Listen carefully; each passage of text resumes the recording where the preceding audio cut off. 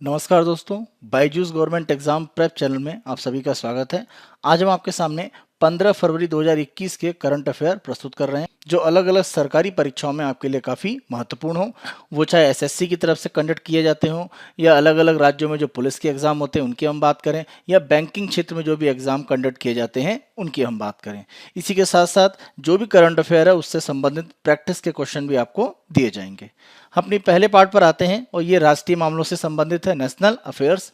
और यहाँ पर अगर हम देखें तो प्रधानमंत्री जी के द्वारा भारत की तरफ से जो निर्मित एक मेन बैटल टैंक है, यानी मुख्य युद्धक जो हमारा टैंक है जो स्वदेशी रूप से निर्मित है, अर्जुन MK-1A, आप नाम ध्यान रखें इसे एक तरह से राष्ट्र को समर्पित किया गया है। तो इस युद्धक टैंक की अगर हम बात करें तो इसका निर्माण किया गया है combat vehicle research and development establishment यानी CBRD, और ये DRDO की एक संस्था है, यानी defence research and development organisation की एक ये लैब के रूप में काम करती है। तो संस्था कहाँ पर, इसका मुख्यालय ध्यान रखें अवाडी में है और ये चेन्नई के पास स्थित है। तो CBRD के द्वारा इसको विकसित किया गया है। तो इसका उद्देश्य ये है कि इसके पहले के एक तरह से जो संस्करण थे, यानी अर्जुन MK-1A की अगर हम बात करें तो ये अर्जुन MK-1 जो संस्करण था उसकी तुलना में इसकी मारक क्षमता ज़्यादा अच्छी है, गतिशीलता भी काफ़ी ज़्यादा है और बहुत अच्छी सुरक्षा और चालक सुविधा है। यानी इसमें जो सुरक्षा के उपाय हैं अन्य टैंकों के द्वारा अगर हमला किया जाता है तो वो MK-1 की तुलना में ज़्यादा है। इसीलिए आप देखें नाम क्या रखा गया है, अर्जुन MK-1A। पहला क्या था 1 और अब क्या है 1A, तो अंतर आप ध्यान रखें कि अर्जुन MK-1A। इस युद्धक टैंक में 4 लोगों को एक तरह से सवार होने की सुविधा रहेगी। एक तो कमांडर होगा, गनर यानी जिसके द्वारा एक तरह से यहाँ पर पोजीशन लेकर अटैक किया जाता है, यानी एक तरह से गोला दागा जाता है, और लोडर जिसके द्वारा लोड किया जाता है, और ड्राइवर जो एक तरह से इस टैंक को ड्राइव करेगा। अगर हम इस मेन बैटल टैंक की बात करें तो जैसे हमने संस्था की बात करी CBRD यानी combat vehicles research and development establishment, तो संस्था किसकी है, ये बेसिकली DRDO की एक शाखा के रूप में काम करती है। कहाँ पर, चेन्नई के पास जगह है अवाडी। तो आप अवाडी ध्यान रखें कि अवाडी में एक तरह से इसका मुख्यालय है जहाँ पर ये एक अनुसंधान संस्थान काम करता है। तो एक तरह से आप देखें कि भारतीय सशस्त्र बलों के लिए बख्तरबंद जो भी लड़ाकू वाहन है या इसकी अन्य जो उप प्रणालियाँ होती हैं उनको डेवलप करने के लिए इस CBRD संस्थान के द्वारा काम किया जाता है। किसके अधीन, DRDO। अगली न्यूज़ पर आते हैं और ये एक जीवाश्म के संबंध में है, डिकिंसोनिया। देखिए डिकिंसोनिया जीवाश्म की अगर हम बात करें तो जेलीफिश से लगभग मिलता जुलता है, लेकिन जेलीफिश नहीं है, और ये इसकी एक असली इमेज है जो ऑस्ट्रेलिया में प्राप्त की गई थी। डिकिंसोनिया जीवाश्म की अगर हम बात करें तो 571 से 541 मिलियन वर्ष पुराना है, और ये एडियाकरण जो काल है उसमें एक तरह से पाया जाता था। तो यहाँ पर आप देखें कि पृथ्वी में अगर सबसे पहले कोई जटिल जीवन का प्रतिनिधित्व करने वाला जीवाश्म हमने एक तरह से खोजा तो वो था डिकिंसोनिया। तो कहाँ पर खोजा गया था, ये ऑस्ट्रेलिया में। महत्वपूर्ण बात यह है कि इसी से एक तरह से मिलता जुलता, यानी इसी जीवाश्म का एक तरह से मिलता जुलता पार्ट भारत में भी एक तरह से पाया गया है। तो डिकिंसोनिया जो जीवाश्म है उसके भारत में भी अवशेष मिले हैं। कहाँ पर, मध्य प्रदेश में भोपाल से लगभग 40 किलोमीटर दूर आप देखें तो एक यहाँ पर चट्टानी भाग का क्षेत्र है भीमबेटका, और आपने भीमबेटका का नाम सुना होगा क्योंकि ये यूनेस्को की एक साइट है। और यहाँ पर आप देखें तो पुरापाषाण काल यानी पैलेलिथिक काल की या मेसोलिथिक यानी मध्य पाषाण काल की बात करें तो उस समय की जो भी भित्ति चित्र हैं वो एक तरह से उपलब्ध हैं, यानी उस समय के जो भी मानव हैं उनके द्वारा यहाँ पर जो भी चित्र बनाए गए हैं एक रॉक पेंटिंग के रूप में उपस्थित है। तो ये विश्व के सबसे पुराने चट्टानों पर एक तरह से जो पेंटिंग बनाने की कला है वो भीमबेटका में देखी जा सकती है। तो यही भीमबेटका में ये एक तरह से प्रमाण देखा गया है डिकिंसोनिया का। माना जा रहा है कि लगभग ये 550 मिलियन वर्ष पुराना है। तो आप देखें इसकी इमेज और इसकी इमेज में लगभग एक यहाँ पर मिलान सा दिखता है। बीच का हिस्सा अगर आप देखें उसके चारों ओर इस तरह से आपके जो शेल है वो इस तरह से निकले हुए हैं। तो इसी पार्ट पर एक तरह से इससे मिलता जुलता ये जीवाश्म भीमबेटका में भोपाल के पास जो मध्य प्रदेश में है वहां पर देखा गया है। आप भीमबेटका के संबंध में ध्यान रखें, जैसा हमने डिस्कस किया कि यूनेस्को की वर्ल्ड हेरिटेज साइट है, कल्चरल यानी सांस्कृतिक कैटेगरी में एक तरह से इसको माना गया है। और पुरापाषाण काल और मध्य पाषाण काल के एक तरह से भित्ति चित्र यहाँ पर उपलब्ध है, यानी रॉक पेंटिंग के एग्जाम्पल यहाँ पर दिखते हैं। तो ये भोपाल के पास है मध्य प्रदेश में भीमबेटका, और यहाँ पर अवशेष मिले किसके, डिकिंसोनिया।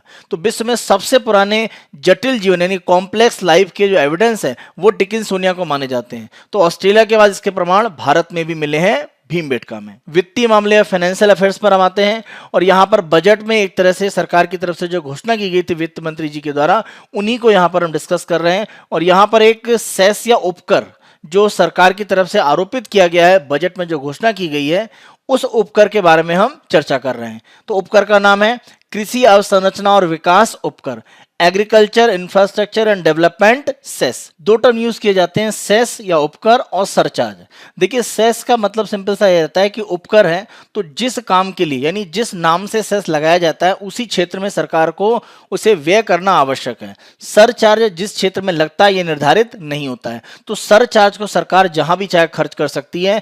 सेस या उपकर को जिस नाम से लगाया गया वहीं पर सरकार उसे व्यय कर सकती है। तो ये दोनों में अंतर होता है। जैसे यहाँ पर आप देखें तो ये जो सेस या उपकर है ये कृषि अवसंरचना यानी कृषि के क्षेत्र में, जैसे अगर हम बात करें जो भी कोल्ड स्टोर है या अन्य तरह के ऐसे मान लीजिए खाद्य प्रसंस्करण की सुविधाएं हैं, तो इनको डेवलप करने के लिए जो भी सरकार को व्यय करना है वो इस सेस के माध्यम से करना पड़ेगा। तो कृषि अवसंरचना और उसके विकास में जो व्यय है वो इस सेस से खर्च किया जाएगा। इसके अलावा अन्य किसी क्षेत्र में इस सेस या उपकर से जो पैसा है वो व्यय नहीं किया जा सकता है। तो आप ध्यान रखें।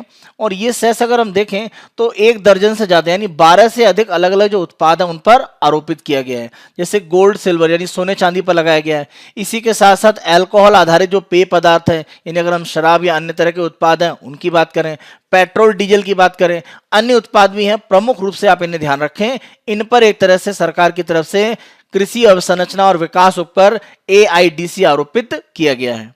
अगर हम यहाँ पर पेट्रोल पर देखें तो प्रति लीटर 2.5 रुपए का और डीजल पर 4 रुपए प्रति लीटर आरोपित कर दिया गया है AIDC, ये जो नया सेस है। ध्यान रखें ये जो एग्रीकल्चर इंफ्रास्ट्रक्चर डेवलपमेंट सेस है तो इसी के नाम से एक पहले से सरकार का कोष या एक फंड चल रहा है जिसको कहा जाता है एग्रीकल्चर इंफ्रास्ट्रक्चर डेवलपमेंट फंड। तो ये जो आपका कृषि अवसंरचना विकास कोष है इसके बारे में भारत सरकार के द्वारा घोषणा 15 मई 2020 को की गई थी। यानी कोविड काल में ही भारत सरकार के द्वारा कृषि के क्षेत्र में बुनियादी ढांचे को मजबूत करने के लिए, खासतौर से फार्म गेट मतलब जहां पर खेती का उत्पादन जैसे किसान ने कर लिया, अब इसके बाद भंडारण करने के लिए या उसका खाद्य प्रसंस्करण करने के लिए जो भी सुविधाएं हैं उन्हें हम फार्म गेट का एक बड़ा हिस्सा कह देते हैं। यानी खेती से उत्पादन होने के बाद किस तरह से बाजार में पहुंचेगा, बिकेगा या उसका प्रसंस्करण किया जाएगा, वो सारी सुविधाओं को या उसका भंडारण किया जाएगा, उन सुविधाओं को विकसित करने के लिए सरकार इस कोष से खर्च करेगी। तो इसी नाम से एक तरह से देखें ये सेस भी सरकार के द्वारा आरोपित किया गया है 1 फरवरी 2021 के बजट में। तो आप दोनों को ध्यान रखें। इंटरनेशनल न्यूज पर हम आते हैं, अंतर्राष्ट्रीय समाचारों पर। और यहां पर अमेरिका के जो पूर्व राष्ट्रपति हैं डोनाल्ड ट्रंप, उनके ऊपर जो दूसरी बार महाभियोग लगाने की जो प्रक्रिया थी वो एक तरह से समाप्त हो गई है और उनको एक तरह से उससे बरी कर दिया गया है। तो अगर हम दूसरे इम्पीचमेंट को करने से पहले को देख लेते हैं तो पहली बार इन पर जो महाभियोग है डोनाल्ड ट्रंप पर ये लगाया गया था 18 दिसंबर 2019 को शुरुआत हुई थी और अंतिम रूप में जांच होने के बाद तो जो शुरुआत है वो हाउस ऑफ रिप्रेजेंटेटिव यानी अमेरिका की जो कांग्रेस का जो प्रतिनिधि सभा है उनके द्वारा महाभियोग की प्रक्रिया पहली बार डोनाल्ड ट्रंप के खिलाफ 18 दिसंबर 2019 को शुरू की गई। पहले महाभियोग में उन पर एक तरह से आरोप था कि यूक्रेन के ऊपर प्रभाव डालकर उन्होंने इस तरह से कुछ कार्य करने के लिए यूक्रेन को विवश किया जिससे कि जो बाइडेन और उनके जो पुत्र हैं उनकी छवि को खराब किया जा सके। तो इसी कारण से और उसी के साथ साथ जो जांच हो रही थी उसमें बाधा पहुंचाने, इसके लिए उन पर महाभियोग पहली बार चलने की प्रक्रिया शुरू हुई थी। लेकिन आगे चलकर सेनेट में जो प्रक्रिया है वो आगे नहीं बढ़ पाई क्योंकि सेनेट वहां पर जब वोटिंग हुई तो डोनाल्ड ट्रंप के खिलाफ एक तरह से मतदान हुआ, यानी उन पर महाभियोग नहीं चलाया जाए। तो 5 फरवरी 2020 को वो पहले महाभियोग से एक तरह से बरी हो गए। जहां तक दूसरे महाभियोग की बात करें तो इसका बड़ा कारण 6 जनवरी को अमेरिका में जो कैपिटल हिल का बार्ट है जहां पर एक तरह से लोगों ने एक तरह से हमला कर दिया और बड़ी अव्यवस्था हो गई थी, तो उस घटना के लिए एक तरह से डोनाल्ड ट्रंप को ही उत्तरदायी माना गया और माना गया कि उनके द्वारा जो भाषण दिए गए उससे उनके समर्थक उत्तेजित हुए और इस तरह की एक घटना यहां पर 6 जनवरी को सामने आई। तो इसीलिए आगे चलकर 13 जनवरी 2021 को दूसरी बार उनके ऊपर महाभियोग की प्रक्रिया शुरू की गई। और यहां पर भी ध्यान रखें कि प्रतिनिधि सभा हाउस ऑफ रिप्रेजेंटेटिव ने इसको प्रक्रिया को प्रारंभ किया, लेकिन अंतिम रूप में आप देखें तो 13 फरवरी को, यानी अगर हम शनिवार को देखें तो 13 फरवरी के दिन में यह प्रक्रिया एक तरह से बंद हो गई, क्योंकि डोनाल्ड ट्रंप को इससे एक तरह से बरी कर दिया गया और माना गया कि जो भी यहां पर सीनेट में प्रस्ताव रखा गया था वोटिंग के माध्यम से वो एक तरह से गिर गया, यानी उन पर महाभियोग की प्रक्रिया आगे नहीं बढ़ी। तो दूसरी बार एक तरह से महाभियोग की प्रक्रिया के अंतिम दौर में जाने से डोनाल्ड ट्रंप बचे हैं। अगर हम अमेरिका में राष्ट्रपतियों को देखें जो महाभियोग की प्रक्रिया में एक तरह से आए हुए हैं, तो ध्यान रखें डोनाल्ड ट्रंप से पहले 3 राष्ट्रपति हैं जिन पर महाभियोग की प्रक्रिया आ चुकी है। इसमें भी एक महत्वपूर्ण बात है कि 3 में आप ध्यान रखें कि एंड्रू जॉनसन 1868 और बिल क्लिंटन 1998, इन्हीं के ऊपर महाभियोग की प्रक्रिया शुरू हो चुकी थी, यानी आगे चलकर सीनेट में वो बरी हुए।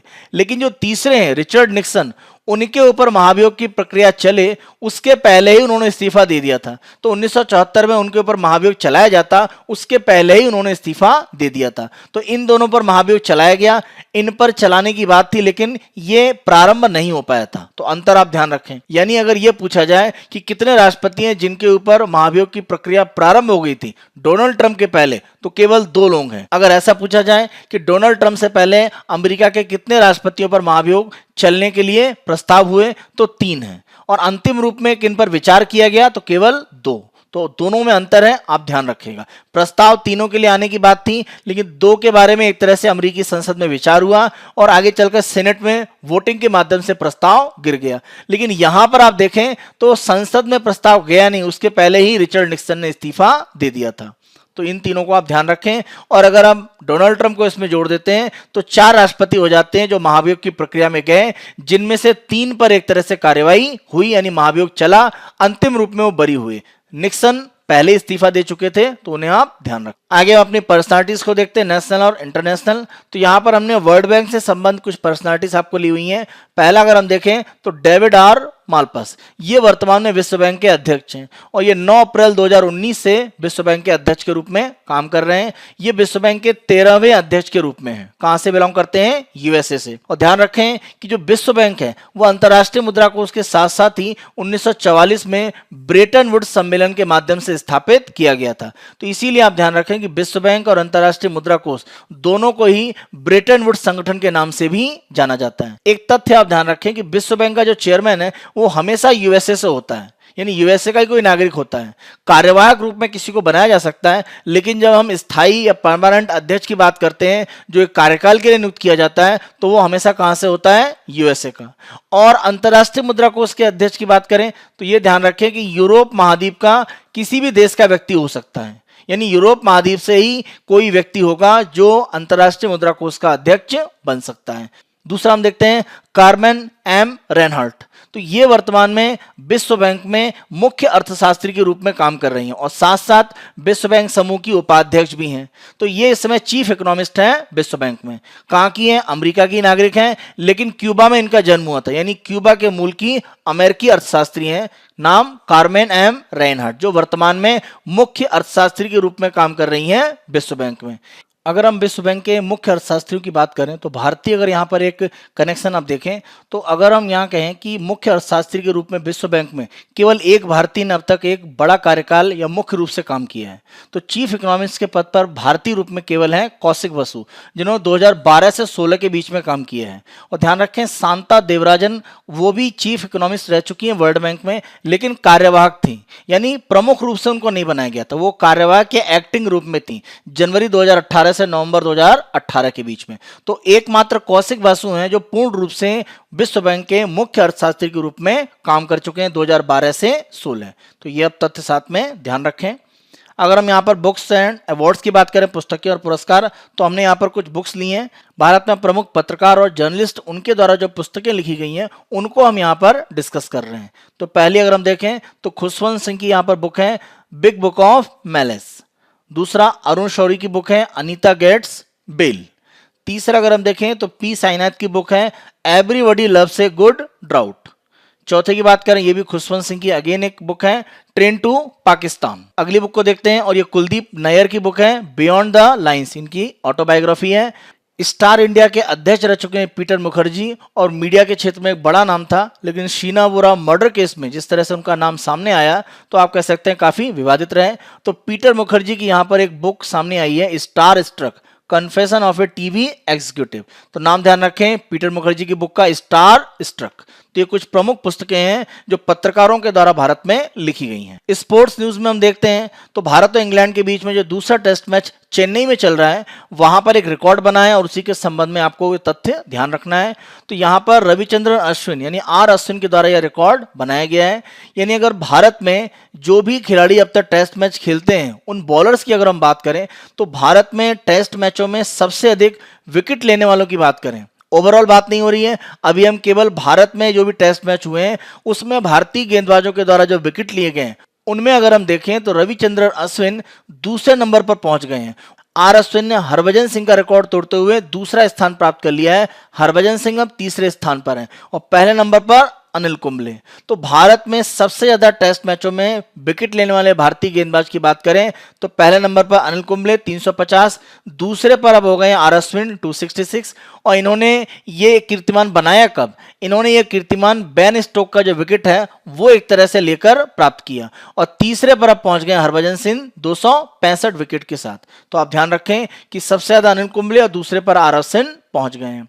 ओवरऑल अगर आप देखें कि भारत में टेस्ट मैचों में सबसे ज्यादा विकेट चाहे भारत में हो या विदेश में टेस्ट हुए हैं तो पहले नंबर पर अनिल कुंबले हैं 619 विकेट के साथ, दूसरे पर कपिल देव 434, तीसरे पर हरभजन सिंह 417 और चौथे पर पहुंच गए आर अश्विन 391।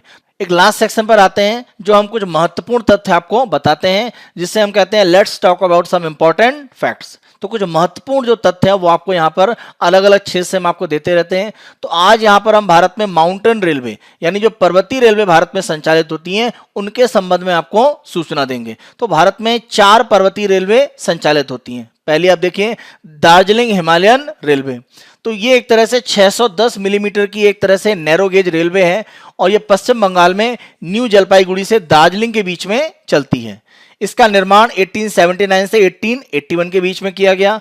टोटल लेंथ आप देखें तो लगभग 88 किलोमीटर के आसपास है। दार्जिलिंग हिमालयन रेलवे में देखें एक रेलवे स्टेशन पड़ता है घूम रेलवे स्टेशन, और यह भारत का सबसे ऊंचा रेलवे स्टेशन है। अगर इसकी ऊंचाई देखें समुद्र तल से तो 2258 मीटर या लगभग 7407 फीट के आसपास है। 2 दिसंबर 1999 को यूनेस्को ने दार्जिलिंग हिमालयन रेलवे को विश्व विरासत स्थल की जो श्रेणी है उसमें शामिल कर दिया था।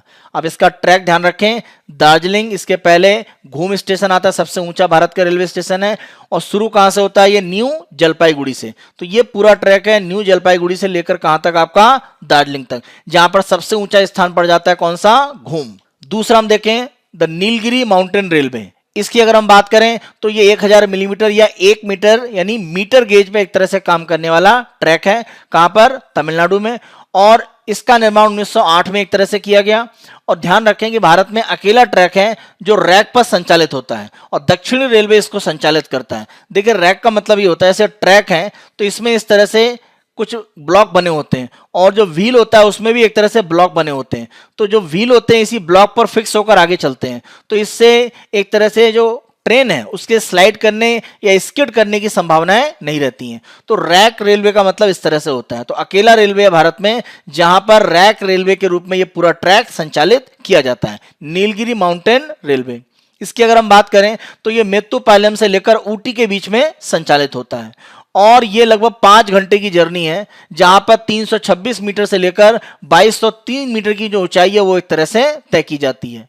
और जुलाई 2005 में यूनेस्को ने नीलगिरी जो माउंटेन रेलवे है इसको विश्व धरोहर स्थल यानी एक तरह से वर्ल्ड हेरिटेज साइट में शामिल कर दिया। तो 46 किलोमीटर की लगभग दूरी है और जब एक तरह से चढ़ाई यानी ऊपर चढ़ते हुए देखें तो 5 घंटे का समय लगता है, लेकिन वापस यानी चढ़ाई से नीचे आते हुए मात्र 3.5 घंटे में ये नीलगिरी माउंटेन रेलवे का पूरा सफर तय किया जाता है। इसका ट्रैक अगर हम देखें तो मेत्तुपालयम से लेकर कहां तक? उदगमंडलम, शॉर्ट में बोल दिया जाता है ऊटी। तो उदगमंडलम से लेकर मेत्तुपालयम के बीच में ये एक तरह से संचालित की जाती है तमिलनाडु में, नीलगिरी माउंटेन रेलवे। तीसरा देखते हैं द कालका शिमला रेलवे।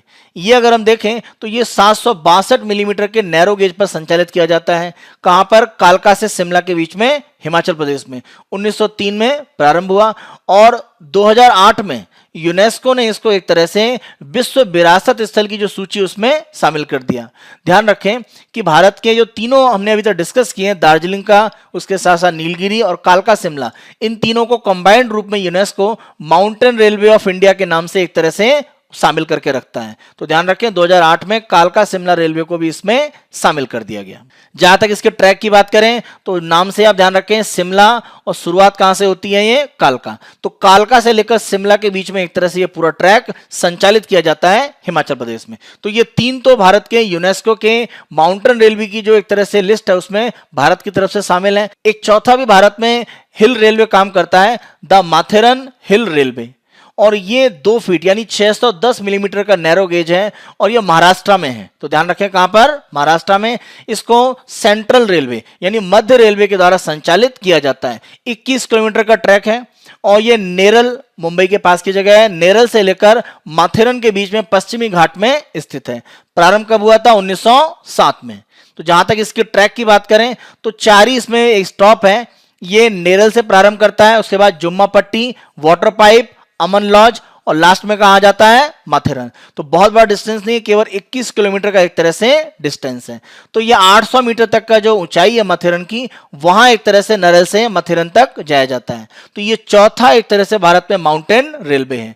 और ध्यान रखें ये जो माथेरन का माउंटेन रेलवे है ये यूनेस्को की सूची में भी शामिल नहीं है। इसको टेंटेटिव यानी एक तरह से अंतिम रूप में अभी नहीं है, लेकिन यूनेस्को इसको कंसिडर कर रहा है। तो जल्दी हो सकता है कि इसको भी भारत में माउंटेन रेलवे जो विरासत स्थल में यूनेस्को में शामिल है उसमें इसको ऐड कर दिया जाए। तो अभी नहीं शामिल, अभी केवल 3 है। तो ये 4 भारत में माउंटेन रेलवे हैं, इनको आप ध्यान रखें। एक हिमाचल प्रदेश में, दूसरा पश्चिम बंगाल में, तमिलनाडु में, और साथ साथ महाराष्ट्र में। हमारे आज के करंट अफेयर के डिस्कशन के आधार पर प्रैक्टिस क्वेश्चन हम देखते हैं प्रीलिम्स के। पहला, विच one is the main battle tank developed by combat vehicles research and development establishment CBRD। Combat vehicles research and development establishment द्वारा विकसित मुख्य बैटल टैंक कौन सा है? Arjun, Bhishma, Trishul, Prithvi. Combat vehicles research and development establishment is located eight.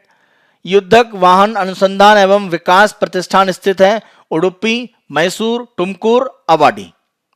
World's oldest complex life forms fossils is. विश्व का सबसे पुराना जटिल जीवन रूप जीवाश्म है डिकिंसोनिया, जेलीफिश, डायनासोर्स या whale. Agriculture infrastructure and development cess will be applicable on which products. कृषि अवसंरचना और विकास उपकर किन उत्पादों पर लागू होंगे? गोल्ड, सिल्वर, सोना चांदी, अल्कोहल बेवरेज, अल्कोहल आधारित पेय पदार्थ, पेट्रोल डीजल, या D all of the above यानी ऊपर के सभी। 5वां देखें, how many US president pass through impeachment process before Donald Trump. तो डोनाल्ड ट्रंप के पहले कितने अमेरिकी राष्ट्रपति डोनाल्ड ट्रंप के पूर्व महाभियोग की प्रक्रिया से गुजरे हैं? तो यहां पर यह नहीं कहा जा रहा है किनके ऊपर लागू किया गया, यानी अंतिम रूप में किनके ऊपर प्रस्ताव लाने के लिए बात थी। तो आपको सभी को शामिल करना है, वो पहले इस्तीफा दे चुके थे या नहीं। तो सभी को आपको शामिल करके बताना है कि कितने लोगों पर अब तक महाभियोग लागू हुआ है। 6वां, World Bank president always belong to which country. विश्व बैंक के अध्यक्ष हमेशा किस देश के होते हैं? Japan, Germany, Canada, USA. Only Indian who had worked as chief economist in World Bank. एकमात्र भारतीय जिन्होंने विश्व बैंक में मुख्य अर्थशास्त्री के रूप में काम किया था। गीता गोपीनाथ, रघुराम राजन, कौशिक बासु, या नन ऑफ द अबव, इनमें से कोई भी नहीं। अगले क्वेश्चन को देखते हैं, which one is the autobiography of Kuldip Nayar. Kuldip Nayar की आत्मकथा कौन सी है? Beyond the lines, star struck, train to Pakistan, big book of malice. अगले क्वेश्चन को देखें, highest Indian wicket taker in test matches in India. Bharat में टेस्ट मैचों में सबसे ज्यादा विकेट लेने वाले भारतीय खिलाड़ी कौन है? Anil Kumble, Harbhajan Singh, Kapil Dev, are Ashwin. Last question को देखते हैं, which mountain railway in India is not the part of UNESCO heritage list. Bharat में कौन सा माउंटेन रेलवे यूनेस्को की विरासत सूची का हिस्सा नहीं है? Darjeeling mountain railway, Nilgiri mountain railway, Matheran mountain railway, या लास्ट में कालका शिमला माउंटेन रेलवे। तो ये हमारे 15 फरवरी 2021 के करंट अफेयर्स थे। जो आपको क्वेश्चन दिए गए हैं उनके आंसर आप कमेंट बॉक्स में कीजिए। Byju's government exam prep channel को आप बेहद पसंद कर रहे हैं, अधिक से अधिक संख्या में लाइक, शेयर और सब्सक्राइब अवश्य करें। Thank you.